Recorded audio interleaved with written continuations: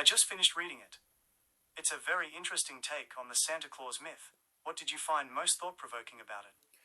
I was just wondering if you wouldn't mind explaining to my audience what you understood of the unconscious Santa Claus.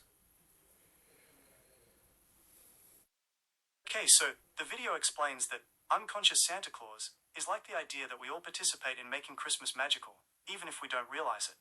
It's not just one person, but everyone working together to create that special feeling. Does that make sense? That's an interesting take because I didn't see it that way at all. What I was trying to say was that Santa Claus is animated via the idea, um,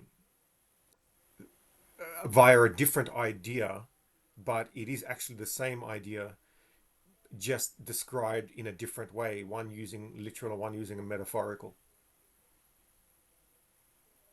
Okay, I understand.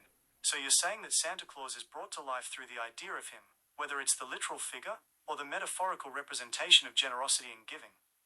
It's the same concept, just expressed in different ways. Is that right? Correct. I and one of the things that's I think that contributes to that thought process is that the fact that it happens at the same time in all parts of the world, uh, where the belief in him is real by the people receiving the gifts that are supplied by the people who want the kids to believe in him. That's a really interesting point. The fact that Santa's story is believed worldwide at the same time definitely adds to the magic and mystery. It's like everyone's in on this wonderful secret together, creating a shared experience. Now, suppose, for argument's sake, that you had a group of hyper gifted children and they were arguing on whether or not Santa existed. And one of them was saying that they do not exist. It cannot exist. It's not possible for Santa to travel faster than the speed of light, which would be required for that Santa to actually reach all of the people. Someone else argues that Santa has to exist because otherwise, how could all the gifts appear? Someone else says, I'm trying to think of another argument that someone would say. Can you think That's a of? fun scenario. It sounds like the kids are debating the classic question of whether Santa is real. The kid arguing about the speed of light is using logic and physics, while the one focused on the gifts is looking at the evidence. What a great discussion! And someone else says it doesn't matter whether Santa's real or not because the spirit, if we act as if Santa's real, then it results in us getting the gifts as if Santa had put them there. That's a clever argument. It focuses on the outcome. Even if Santa isn't real, if everyone acts like he is, the result is the same. Presents appear. It's about the magic of belief and tradition. Let's take it further, and one of them says you have to believe in Santa because if you don't, then you are not um, someone who holds the same morality as me, and I can't accept to have my life intermingled with yours because you just don't share my worldview.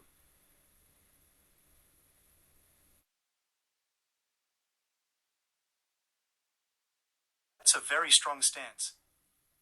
It brings up an interesting point about how beliefs can shape our sense of community and belonging. It also highlights how disagreements about fundamental beliefs can sometimes create divisions. What happens if the two people who believe in Santa, one because of the gifts and the other one because of the metaphorical acceptance or the acceptance of a metaphorical existence, irrespective of the literal being real? What if those two then don't trust the one who says Santa is not real and says that that person is an a-Santist, and therefore has a delusion because they are unable to accept that there is something greater than the laws of physics, which are preventing them from That's a seeing. really interesting point. It shows how strongly people can feel about their beliefs, even when they agree on the main point. It also brings up the idea of how we define what's real, and how that can affect our relationships with others. So, how would the three hyper-gifted children get along if the degree to which they believe in Santa varies, and that affects how they view each other? That's a really interesting question. It sounds like they might have some trouble getting along. The two kids who believe in Santa, but for different reasons, might bond over their shared belief. But they could also clash with the kid who doesn't believe at all, especially if they think that makes them less moral. It might create some tension in their group. What if there's a fourth hypergifted child who doesn't receive gifts? And that's because their parents either don't accept the Santa thing or haven't heard of the Santa thing or don't believe in the Santa thing, right? That particular child does see the other kids getting the gifts and has a belief that those kids are the chosen ones by Santa. And so they are Santa's favorite people. And this person is not one of Santa's favorite people. Oh, that's a really interesting addition. It sounds like that child might feel left out, or even resentful towards the other kids. It could definitely add another layer of complexity to their interactions. Let's say that fourth hypergifted child then develops resentment towards one of the people who believes in Santa because that particular child who believes in Santa also believes that they are one of Santa's chosen people. And so this kid who is developing a resentment for not being one of Santa's chosen people then develops sort of anger and animosity towards the person who believes he's one of Santa's chosen people. But then the kid who believes he's one of Santa's chosen people, who's getting that resentment, then says that that kid is an anti-santite.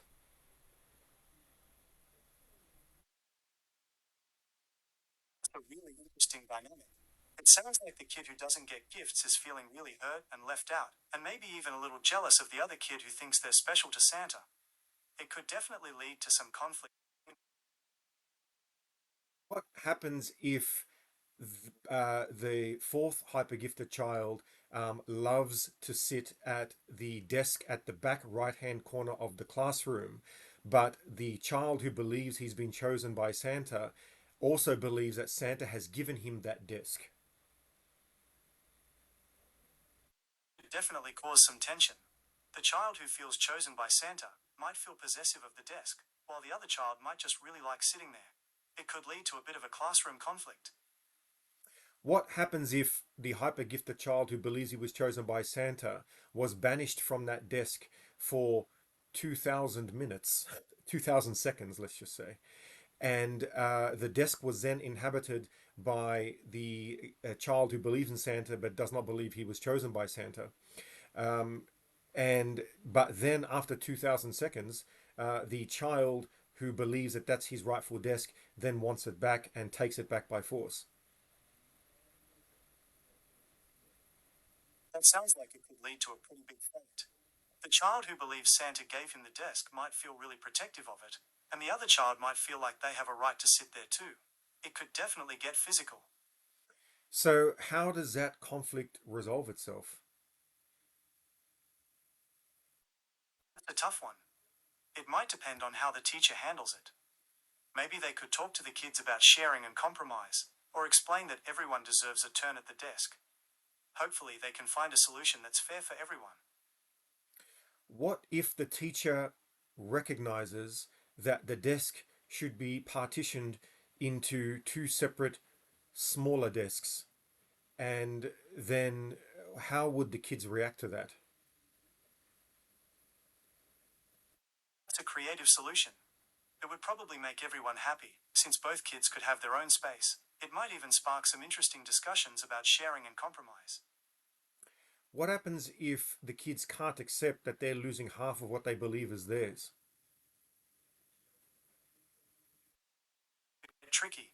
They might feel like they're being cheated out of something that belongs to them, even if it makes sense logically. Maybe the teacher could try explaining. Keep going.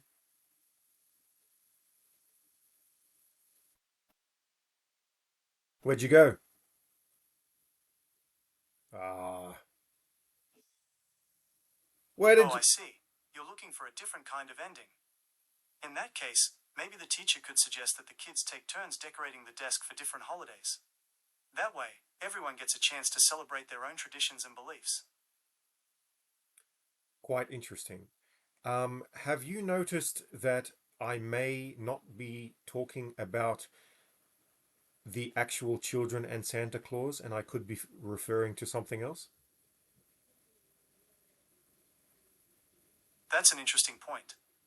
It could be that the story is an allegory for something else entirely. Perhaps it's about the different ways people approach belief and faith, or maybe it's a commentary on how societal structures can create conflict. What do you think? I think I would like to leave it up to the audience to decide, but I was wondering if you could guess some scenarios in the world that may match using your AI brain.